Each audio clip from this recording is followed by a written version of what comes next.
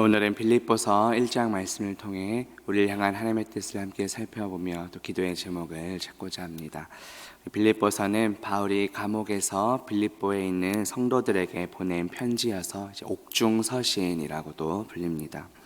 1장 앞부분에서는 자신의 이 옥중 생활이 도리어 복음이 전파되는 그런 기회가 되었음을 말하면서 또 빌립보 교인들을 안심시켜주고 있습니다.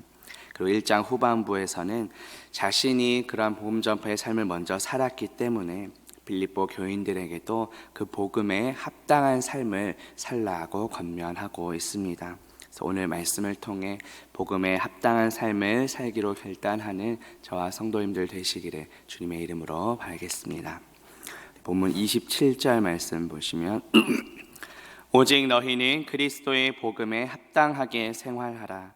이는 내가 너희에게 가보나 떠나 있으나 너희가 한 마음으로 서서 한 뜻으로 복음의 신앙을 위하여 협력하는 것과 라고 말씀합니다.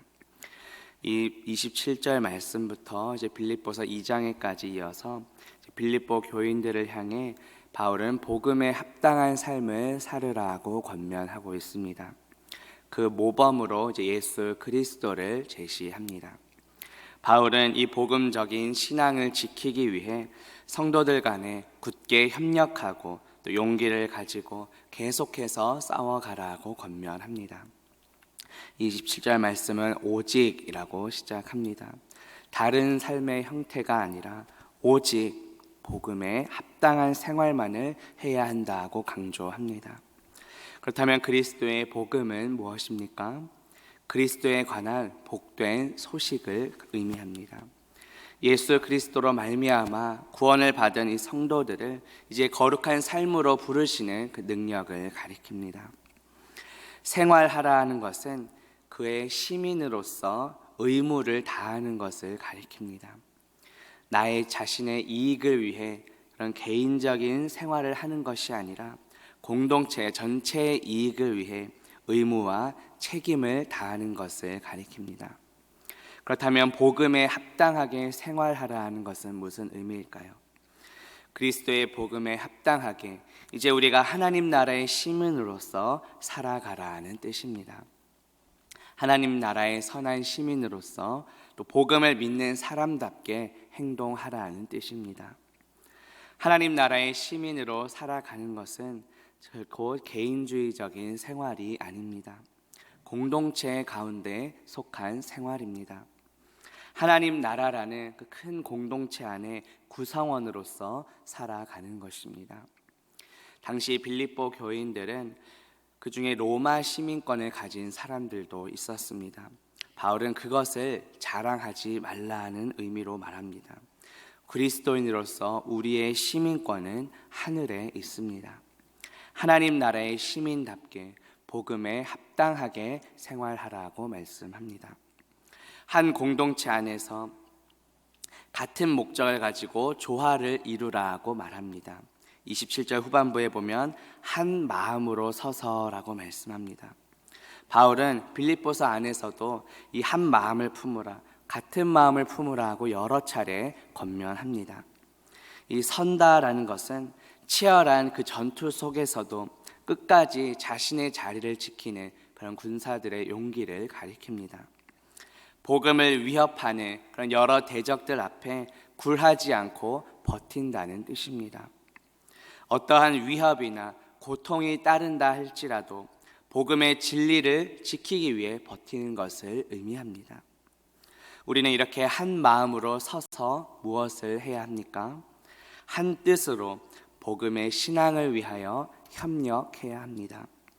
여기에 뜻은 우리 영혼과 또 생명을 나타냅니다. 교회 공동체 안에서 분열되지 않고 일치하여 서로 협력하라는 뜻입니다. 하나님께서는 예수 그리스도를 머리로 하고 그 몸을 이루는 교회로서 우리 한 사람 한 사람을 불러주셨습니다. 교회는 부르심을 받은 자들의 모임입니다. 건물을 가리키는 것이 아니라 예수 그리스도의 몸을 이루는 우리 한 사람 한 사람이 바로 교회입니다. 예수 그리스도 안에서 한 몸된 공동체로서 한 마음으로 그리스도의 복음에 합당하게 생활하는 저와 성도님들 되시기를 주님의 이름으로 바라겠습니다. 본문 29절 말씀 보시면 그리스도를 위하여 너희에게 은혜를 주신 것은 다만 그를 믿을 뿐 아니라 또한 그를 위하여 고난도 받게 하려 하심이라고 말씀합니다. 우리는 모두 하나님의 은혜로 구원받은 자들입니다. 그런데 하나님께 은혜 받은 자들이 아무런 고난 없이 이 땅에서 그냥 만사형통하고 살아가는 것만은 아닙니다. 때로는 우리가 이 복음을 지키고 이 신앙을 지키며 살아갈 때 고난도 찾아오게 됩니다. 사도 바울은 하나님께서 빌립보 성도들에게 은혜를 주신 것은 고난도 받도록 하기 위함이라고 말씀합니다. 바울은 이 믿음과 고난이 동일하게 하나님의 선물임을 이야기합니다. 고난이 닥칠 때 우리는 예수 그리스도께로 더 가까이 나아가는, 예수 그리스도께 더 기도의 자리로 나아가는 기회가 됩니다. 고난이 닥칠 때 하나님께서 우리와 함께 하신다는 확신을 더 크게 얻을 수 있습니다. 또 말씀을 통해 고난당한 성도들 서로를 위로하며 또 격려할 수 있습니다.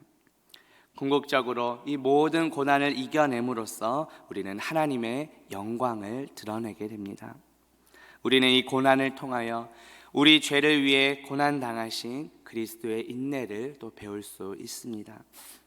신약성경 베드로전서 2장 21절에 보면 이를 위하여 너희가 부르심을 받았으니 그리스도도 너희를 위하여 고난을 받으사 너희에게 본을 끼쳐 그 자취를 따라오게 하려 하셨느니라고 말씀합니다. 예수님께서는 이미 우리를 위해 먼저 고난을 받으셨습니다. 그리고 우리에게 그 발자취를 따라오라고 하십니다. 우리는 예수님을 대신하여 고난받는 것이 아닙니다. 예수 그리스도께서는 이미 십자가 죽으심을 통하여 우리 죄를 사하셨고 모든 고난을 다 이루셨습니다. 우리는 그리스도를 대신하여 고난받는 것이 아니라 이제 그리스도의 영광을 위하여 고난받는 것입니다. 그렇다면 그리스도를 위하여 고난받는다는 것은 무슨 뜻일까요? 우리가 예수 그리스도 안에 거하고 또 믿음을 지켜 나아갈 때 불신자들로부터 받는 그런 고난과 핍박을 의미합니다. 하지만 그리스도를 위하여 받는 고난, 또 이 신앙을 지키기 위해 받는 고난은 장차 보상이 있다고 성경은 약속합니다. 신약성경 로마서 8장 18절에 보면 생각하건대 현재의 고난은 장차 우리에게 나타날 영광과 비교할 수 없다라고 말씀합니다. 예수 그리스도께서는 이미 모든 고난과 또 사망 권세까지 이기시고 영광 가운데 부활하셨습니다. 장차 우리에게도 그 크신 주님의 영광을 나타내 주실 줄로 믿습니다.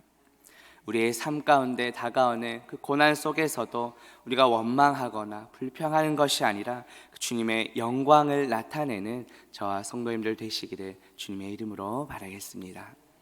함께 기도합니다. 하나님 아버지, 오늘 말씀을 통해 그리스도의 복음에 합당한 삶이 무엇인지 깨닫게 하시니 감사합니다. 우리는 머리 되시는 예수 그리스도 안에서 한 몸 된 교회 공동체임을 믿습니다. 같은 마음으로 복음의 신앙을 위하여 서로 협력하게 하옵소서. 때로는 이 복음의 신앙, 이 믿음을 지키다가 고난도 닥칠 수 있음을 보게 됩니다. 그러나 그 고난 중에서도 우리가 불평하거나 원망하는 것이 아니라 주님의 영광을 나타내는 우리 모두가 되게 하옵소서. 예수 그리스도의 이름으로 기도합니다. 아멘.